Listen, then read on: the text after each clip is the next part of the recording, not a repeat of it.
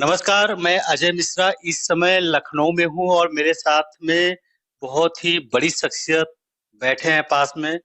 किसी परिचय के मोहताज नहीं है, फिर भी मैं परिचय कराना चाहूँगा। हमारे साथ में श्री रामचंद्र प्रधान साहब हैं, लखनऊ उन्नाव से एमएलसी हैं। सर, आपका बहुत-बहुत स्वागत है हिंदी संवाद न्यूज़ में। जी, धन्यवाद भैया। आज सर हम लोग एक प्लान करके आए थे कि जब सफलता मिल जाती है किसी को तो बहुत सारे लोग जानने लगते हैं। आपके जीवन के संघर्षों की कहानी जानना चाह रहे हैं कि ये रामचंद्र प्रधान साहब जो पूरी दुनिया जान रही है, अपनी यात्रा शुरुआत कैसे की?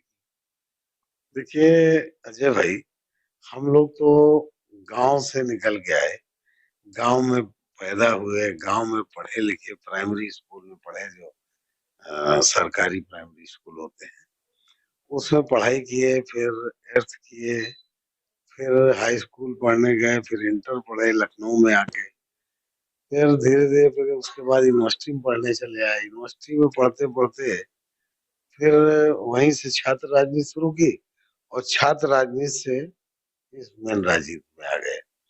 तो हम लोगों ने तो गांव से चलते चलते उस समय देखा जब गांव में बहुत सारी सुविधाएं नहीं होती थी। आज तो हर गांव में मोदी जी की कृपा से, योगी जी की कृपा से अब तो बहुत सारे गांव में, लगभग कोई गांव ऐसा नहीं बचा जहाँ पर बिजली ना हो।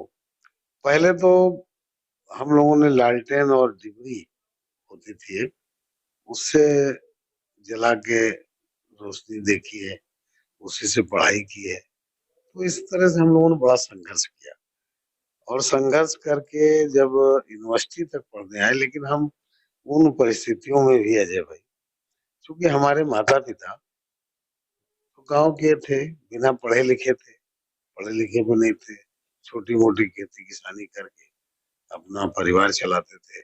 और उसी संघर्षों में कल्पना करता हूँ कि कि उन परिस्थितियों में किस तरह से अपने को संघर्ष किए होंगे, अपनी तमाम इच्छाओं को मार दिया होगा और उसके बाद हम लोगों को पढ़ाया,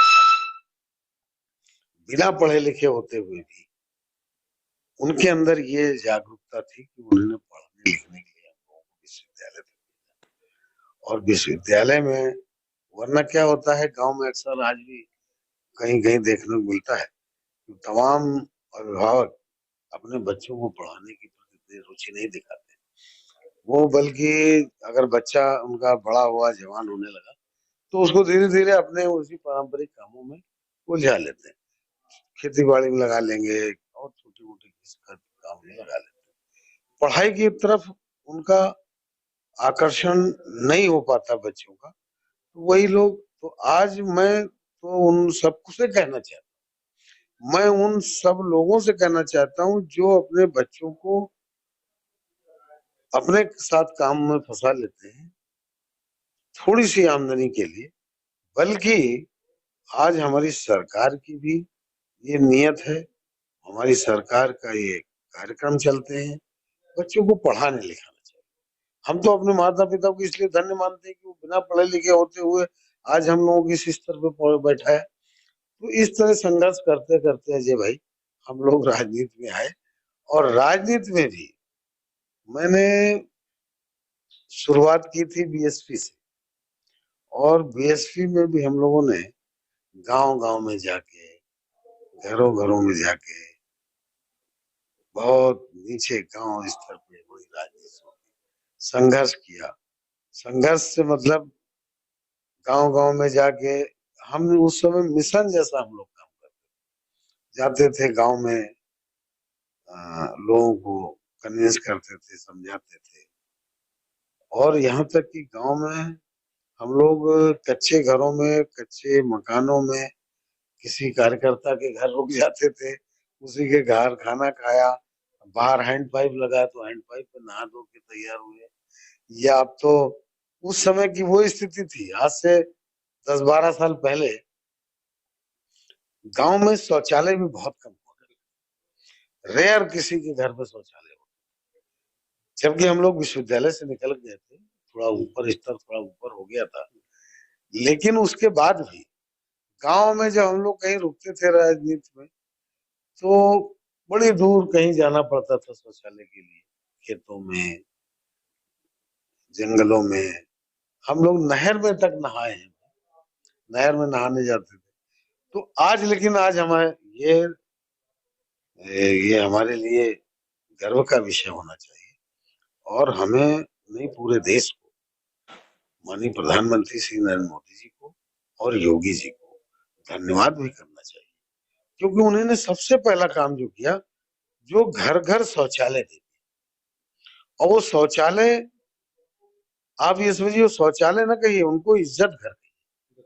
आदमी के लिए, जेंट्स के लिए तो बहुत बड़ी समस्या नहीं थी, वो तो गांव में खेतों में दूर तक चले गए और किसी भी समय जा सकते थे। लेकिन आप कल्पना करिए कि हमारी माताएं बहनें, जो अगर उनका पेट खराब हो जाए या कोई समस्या, कोई बीमारी हो जाए, परेशानी हो जाए, तो वो रात का इंतजार करती थी कि रात कब होगी, तब वो शौच के लिए जाएंगी। और उसी मिस हैपनिंग भी हो जाती थी उनके साथ, तमाम दुर्घटनाएं हो जाती थी, तमाम तरह की ऐसी घटनाएं घट जाती थी जो बड़ी निंदनीय थी, बहुत समाज के लिए, समाज द्रोही थी। तो ऐसे समय में हमारे प्रधानमंत्री जी ने, हमारे मुख्यमंत्री जी ने बड़े लेवल पे एक अभियान चला करके गांव गांव में, घर घर में शौचालय देने का काम किया। तो ऐसी परिस्थितियां बहुत बदल गई। उस समय हम लोगों ने जो राजनीति शुरू की, आज जो 2014 के बाद बड़ी तेजी से आमूलचूल परिवर्तन, तो हम लोगों ने तो वो सब समय देखा है। सर, जो आप बात कह रहे हैं, देखिए शिक्षा को लेकर के जब भी हम आपसे मिलते हैं, आप हमेशा इस बात को बल देते हैं। हमारे सभी दर्शक देखें, इस बात को गौर से सुने जो सर कह रहे हैं कि शिक्षा ही एक ऐसा माध्यम है जो जीवन बदल सकता है। जमीनी रूप से इन्होंने बताया कि हम गांव से जुड़े थे, गांव से किस तरीके से पिताजी माताजी संघर्ष करके हमको एजुकेट कराए और उसी की देन है। तो इसका मतलब सर कि शिक्षा ही सर्वोपरि है। शिक्षा ही सर्वोपरि है, शिक्षा ही सब कुछ है। और मैं आपको बताऊं, शिक्षा एक ऐसी चाबी है जिससे सारे ताले खोले जा सकते। शिक्षा के बगैर कुछ भी नहीं। लिटरेसी जिस देश में है, वो देश आगे। जो जहां पर शिक्षा, आज, पहले क्या होता था, हम लोग जब छात्र राजनीति करते थे, तो हम लोग अक्सर, जैसे फीस बढ़ जाती थी या जो भी होता था, उसमें आंदोलन होता था, आंदोलन करते थे। तो हम लोग क्या करते थे, जब हम लोग कहते थे, मांग करते थे सरकार से कि शिक्षा का बजट बहुत कम सरकारें रखती, लेकिन मुझे खुशी होती कि इस बजट में भी, इस साल के बजट में भी, हमारे मुख्यमंत्री जी ने बहुत अच्छा बजट दिया। शिक्षा पे बहुत विशेष ध्यान हमारी सरकारें दे रही, चाहे केंद्र सरकार हो चाहे प्रदेश सरकार हो, बहुत अच्छा बजट दे रही। यहाँ तक कि ओबीसी के लोगों को, मैं देखता हूँ ओबीसी में, हालांकि राजनीति की बात हो जाएगी, कि इसके पहले 2017 के पहले समाजवादी पार्टी की सरकार थी, और समाजवादी पार्टी के नेता वो अखिलेश यादव जी हैं। अखिलेश यादव जी अपने को पिछड़ा भी कहते हैं और हैं भी, और पिछड़ों के दम पे वो आए। लेकिन मैं उनके समय का रिकॉर्ड उठा के देख लीजिए, तो आपको लगेगा कि जो पिछड़ा वर्ग के छात्रों को छात्रवृत्ति मिली, कई कई साल से नहीं मिली थी, और बजट भी नहीं बढ़ाया।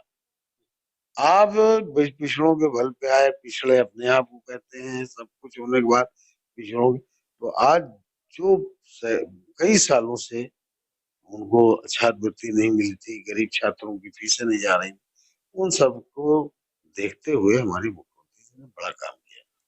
सर, जब भी लखनऊ में आए, जैसे अपने होम टाउन से जब आप बढ़ के लखनऊ में आए, ये राजनीति में आने का दिमाग में कब आया? बचपन से था या ऐसा लगा कि जब यहाँ स्टेट के कैपिटल में आप आए तो आपको लगा नहीं ये राजनीति करना चाहिए, ये बहुत सारी समस्याएं हम देख के आए हैं।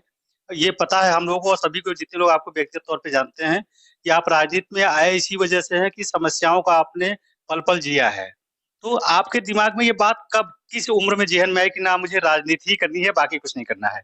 अजय भाई, शुरुआत में तो ऐसा कुछ मेरे दिमाग में था नहीं। शुरुआत में तो ऐसा लगता था कि पढ़ाई लिखाई करके कोई नौकरी चाकरी मिल जाएगी, तो नौकरी करेंगे और अपने माथा बेहतर जीवन चलाएंगे। हमारे माँ बाप ने बहुत संघर्ष किया है, कुछ उनको आराम मिले, ऐसा कुछ सोचा। लेकिन जब छात्र राजनीति धीरे धीरे जब यूनिवर्सिटी में आए, तो यूनिवर्सिटी में चूंकि एजुकेशन बढ़ी, लोगों की चीजें देखी, देश दुनिया देखने लगे, अखबार टीवी सब समाचार देखने लगे, तो उसमें ये बात तो सही है कि उन परिस्थितियों में भी हम लोग देखते थे, बहुत ऐसे लोग थे, बहुत ऐसे स्टूडेंट आते थे। यकीन मानिए कि आज फीस बहुत ज्यादा है, उस समय 400-500 रुपए पूरे साल की फीस यूनिवर्सिटी में जमा होती। बहुत ऐसे छात्र छात्राएं थी गरीब तबके के जिनके लिस्ट में नाम आ जाते थे, लेकिन वो शेड्यूल कास्ट के होते थे या कोई और गरीब होते थे। ऐसा नहीं खाली शेड्यूल कास्ट ही गरीब है, गरीब तो बहुत लोग हैं। तो वो बेचारे अपनी फीस, वो उतनी फीस जमा करने में सक्षम नहीं होते। तो इस तरह से धीरे धीरे एकदम मन में बहुत सारी चीजें आई, और उस चीज को हम जी के आए थे, हम देख के आए थे, तो धीरे धीरे हो गया। सर, जिस राजनीति में आप आए और जमीनी रूप से आपने काम किया और घर घर गए, हम जब भी आपके यहाँ आते हैं देखते हैं एक लंबी कतार लगी रहती है आपके यहाँ पे लोगों की इन्विटेशन की, सर हमारे यहाँ आइए आइए। ये आपकी कहीं ना कहीं रातों रात चमत्कार नहीं हुआ, कई वर्षों से आपने मेहनत की है तब इस मुकाम पे आए हैं। थोड़ी सी राजनीति की बात कर ली जाए। अभी हाल ही में रामायण पे बहुत विवाद हुआ था, उस पे आपकी क्या राय है? होना, सिर्फ दो टूक ही जवाब, कि होना चाहिए था या नहीं होना चाहिए था। देखिए, मैं आपको बताऊं अजय भाई, 1 मिनट में और आपको पीछे, मेरा जैसे आपने कहा ना कि हमारे यहाँ बहुत लोग आते हैं जी, मैं उस पर एक बात कहना चाहता हूँ कि ये ईश्वर ने आपको, आपकी क्या हैसियत है दुनिया के लिए? इस देश में 140 करोड़ लोग हैं, प्रदेश में 25 करोड़ लोग जी रहे हैं, आपको इस लायक बनाया भाई, इस लायक बनाया ईश्वर ने कि आप किसी की मदद कर सकते हैं। ये भगवान की देन है, और इस लायक आपको बनाया। अगर भगवान ने आपको इस मकसद से अपने रूप में भी, कोई गरीब आदमी हो या अमीर आदमी अगर कोई परेशानी में अगर होता है, तो वो सबसे पहले सवेरे सवेरे दर्शन भगवान के करने जाता है और प्रार्थना करता है भगवान से, हे प्रभु मेरी ये समस्या का निराकरण कर, और या फिर आपके दरवाजे आ गए। तो इसका मतलब क्या हुआ? भगवान की तरह उसने आपको दर्जा दे दिया। तो होता क्या है कि फिर हम क्या करें, अपनी सुख सुविधा के लिए लोगों के अपनी गपशप करने लगे या न मिले, या हम अपने ऐशो आराम में मस्त रहे, तो क्या ये उचित होगा?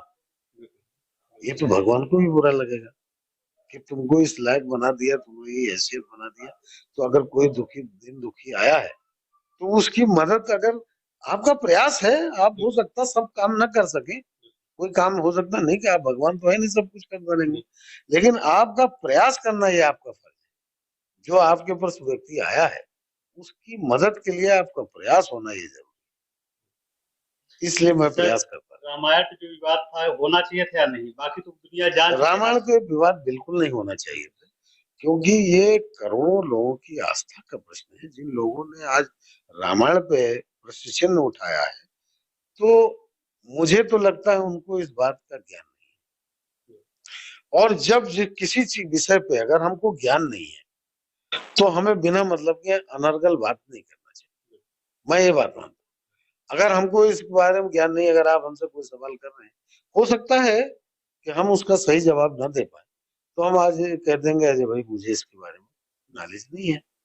तो ये बात कहीं तक लोग एक्सेप्ट कर लेंगे कि भाई आपको जानकारी नहीं। लेकिन अगर हम गलत जानकारी दें, गलत बहस करें, गलत आपसे तर्क करें, तो ये तो आप टीवी पे दिखाएंगे दुनिया को, तो लोग हमको क्या कहेंगे, तो मूर्ख आदमी है। तो इसी तरह से क्योंकि रामायण एक ऐसा विषय है जो करोड़ों लोगों की आस्था का विषय, भगवान राम हमारे भगवान है, हम उन पे आस्था रखते हैं, तो इस पे कोई प्रश्न चिन्ह नहीं उठाया जा सकता। आपको नहीं मानना मत मानो यार, आप बिना मतलब क्यों चिल्ला रहे हो? मत मानो, आप क्या जरूरत है, आपको मत मानिए। आप कोई संवैधानिक बाध्यता तो है नहीं मानने, संवैधानिक बाध्यता तो है नहीं, इस देश में संवैधानिक बाध्यता तो है नहीं, और यह है कि जो जो जिस धर्म को मानना चाहे, जो जैसे है नहीं मान, तो ऐसी बाध्यता न होते हुए बिना मतलब का प्रोपोगंडा करने का मतलब, तो मैं तो यही कहूंगा कि सस्ती लोकप्रियता के कारण, मीडिया में बने रहने के कारण ये सब होता है। सर आपको कई जिम्मेदारियां समय समय पे मिलती रहती हैं। अभी नगर निकाय में आप लोगों ने महत्वपूर्ण भूमिका अदा करके ओबीसी आरक्षण जो एक जरूरत थी उस पर बहुत संघर्ष करके काम किया और दिलाया है। अब नगर निकाय चुनाव होने वाले हैं, तो लखनऊ चूंकि राज्य का जो है राजधानी है और सबकी निगाहें यहाँ ज्यादा होती हैं। आप एमएलसी हैं तो नो डाउट भाई आपका ही परिक्षेत्र है, तो आपकी अपनी तैयारी इसके लिए क्या है? देखिए भाई कि उस आरक्षण जो पिछड़ों के आरक्षण के पे विवाद शुरू हुआ था, तो पिछड़ों का आरक्षण एक संवैधानिक अधिकार है पिछड़ों का, और उसको हमारे मुख्यमंत्री जी ने बड़ा स्पष्ट रूप से कहा और ये पूरा स्पष्ट मैसेज दे दिया कि जो संविधान में लिखा हुआ संवैधानिक अधिकार उनका है, तो हम उनको अब बिना आरक्षण दिए हुए चुनाव नहीं कराएंगे, और आरक्षण देके हम चुनाव कराएंगे। इस ऑर्डर के खिलाफ हम सुप्रीम कोर्ट गए, सरकार गई और उसमें आदेश हुआ और आज चुनाव। तो चूंकि मैं एक बात और आपसे कहना चाहता हूँ कि जो भारतीय जनता पार्टी है, भारतीय जनता पार्टी हमेशा सेवा भाव की राजनीति करती है। राजनीति सिर्फ चुनाव के लिए नहीं करती, चुनाव सेकेंडरी है। भारतीय जनता पार्टी का हर कार्यकर्ता सेवा भाव, सेवा ही संगठन है, इस भाव के साथ काम करते हैं। तो ये जब हमारा सेवा भाव है, तो सेवा भाव है तो इसमें चुनाव का कोई स्थान नहीं। चुनाव तो आता है, हम लड़ते हैं, उसकी तैयारी भी करते हैं, लेकिन हम हर पल, हर 24 घंटे हम सेवा भाव में रहते हैं। तो जो भी हमारा काम होता है, हम सब लोगों के काम में रहते हैं। हमारी सरकार केंद्र में है, हमारी सरकार प्रदेश में है, जो कल्याणकारी योजनाएं आती हैं, उन कल्याणकारी योजनाओं को हम घर घर पहुंचाते हैं। अभी हमारे ओबीसी मोर्चा के लोगों को जिम्मेदारी है कि वो सब घर घर अपने पत्रक बांट करके, उसका ये चुनाव से रिलेशन नहीं है। उसका मतलब ये है कि जो कल्याणकारी योजनाएं सरकार द्वारा गरीबों के लिए, वंचितों के लिए, कमजोर तबके के लोगों के लिए लगाई गई हैं, उन योजनाओं का लाभ उन्हें ज्यादा से ज्यादा कैसे दिलाया जा सके, ये हमारा सेवा भाव है। अब उसमें राजनीति आ जाती है, तो इसी में राजनीति के चुनाव आ जाते हैं, तो चुनाव के लिए हम तैयार रहते हैं, हमारा हर कार्यकर्ता तैयार है। बिल्कुल सर, जो बातें आप कह रहे हैं कि नरेंद्र मोदी जब से सत्ता में आए हैं केंद्र में और योगी जब से सत्ता में आए हैं उत्तर प्रदेश में, बहुत ही ट्रांसपेरेंट मैनर में जो तबके का सबसे पिछड़ा व्यक्ति है वहां लाभ पहुंचा है, उस पर कोई संशय नहीं है। और ये 2017 के बाद जो अभी इलेक्शन हुए हैं यूपी के, उसमें भी परिणाम अपेक्षित दिखा है। अब 2024 का इलेक्शन आ रहा है और सारी विपक्षी पार्टियां एकजुट हो रही हैं। आप लोग चूंकि जमीन से जुड़े हैं तो इसे किस चुनौती के रूप में देख रहे हैं? देखिए, हमारी पार्टी का एक नारा है, सबका साथ, सबका विकास, सबका विश्वास और सबका प्रयास। और ये जो पंडित दीनदयाल उपाध्याय जी का अंत्योदय का सपना था, उन्हीं ने उस समय, जिस समय गरीबी की पराकाष्ठा थी, हमारा देश बहुत पीछे था टेक्नोलॉजी के मामले में, हर चीज में बहुत पीछे थे हम। उस समय उन्होंने कल्पना की थी, समझिए, उन्होंने कहा था कि अंत्योदय का नारा दिया था कि समाज में सबसे अंतिम पायदान पे खड़े हुए व्यक्ति का जब तक उदय नहीं होगा तब तक देश का कल्याण नहीं होगा, देश का उदय नहीं हो सकता। तो वो तो आज हमारे बीच में नहीं है, लेकिन उनके आदर्शों पे चल के हमारी पार्टी यहाँ तक पहुंची है, और उसी के तहत हम लोग यहाँ तक पहुंचे, हम काम कर रहे हैं। आज विश्व की सबसे बड़ी पार्टी, तो विश्व की सबसे बड़ी पार्टी है और सबसे लोकप्रिय नेता, आज विश्व के सबसे लोकप्रिय नेता नरेंद्र मोदी जी है कि नहीं? तो लोकप्रिय नेता इसीलिए हैं कि वो लोक कल्याणकारी कार्य कर रहे हैं।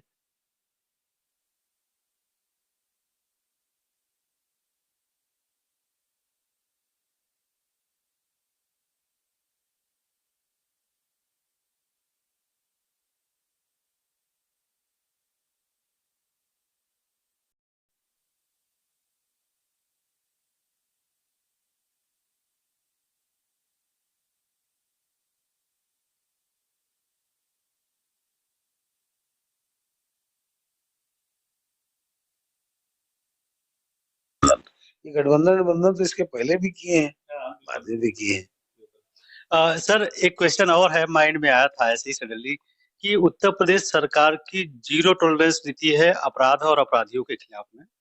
लेकिन कभी-कभी ऐसी घटनाएँ हो जाती हैं जो अतीक अहमद के गवाह को लेके हुई, उससे थोड़ी-सी पब्लिक में चीज़ें थोड़ा-सा लगता है कि इस तरीके की घटना होना वाजिब नहीं है।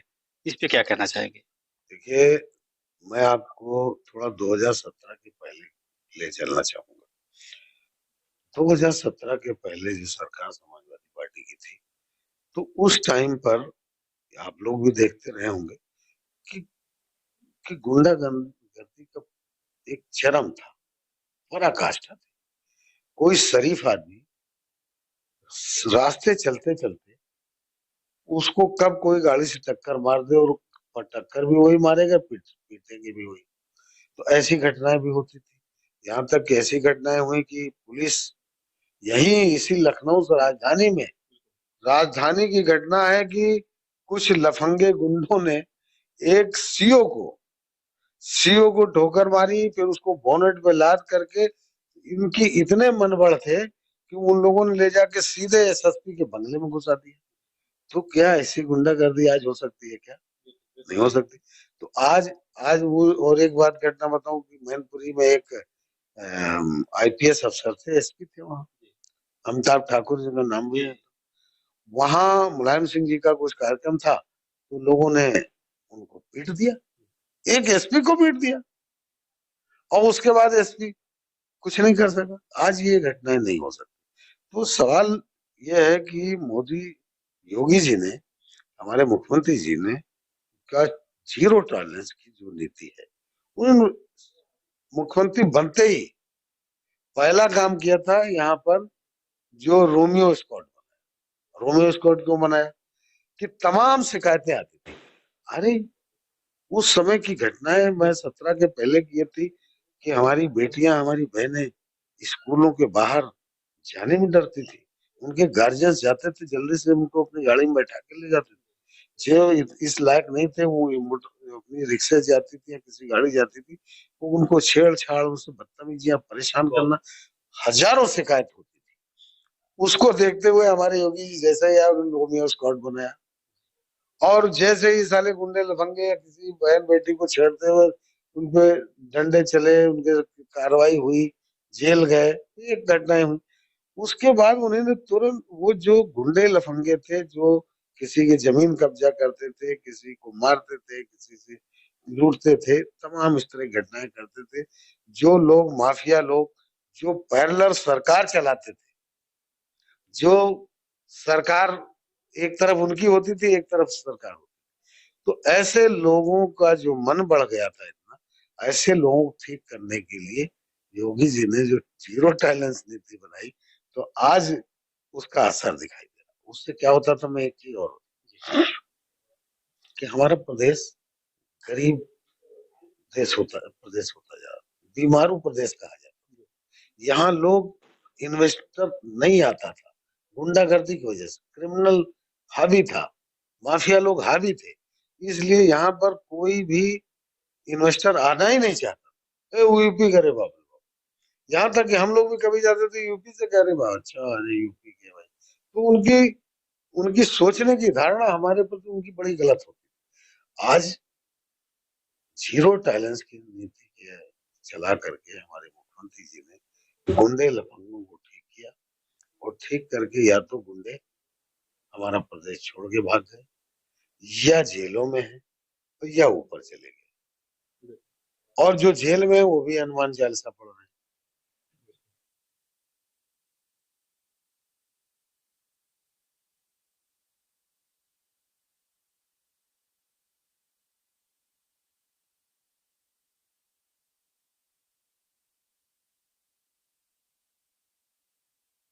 बताओ उत्तर प्रदेश को मिला है 33 लाख करोड़, 33.5 लाख करोड़। 33.5 लाख करोड़ का निवेश हमारे यहाँ आ रहा है। और सबसे बड़ी बात यह है कि 33.5 लाख करोड़ का जो निवेश आया है, उसमें बड़ी चीज मैं आपको अजय भाई बताना चाहता हूँ। जहां देश विदेश की बड़ी बड़ी कंपनियां आई, वहीं पर हमारे प्रदेश के जो एमएसएमई के तहत और तमाम वो नौजवान आई आईआईटी के पास किए हुए, तमाम इंजीनियरिंग किए हुए, तमाम वो बच्चे पढ़े हुए, पढ़े लिखे, वो लड़के अपना रोजगार करने के लिए बहुत उत्साहित है, क्योंकि सरकार उनको मदद दे रही है। तो ऐसे लोगों का आज बढ़ा हुआ, आज उससे एक अनुमानित है कि कम से कम 1 करोड़ नौजवानों को रोजगार मिलना चाहिए।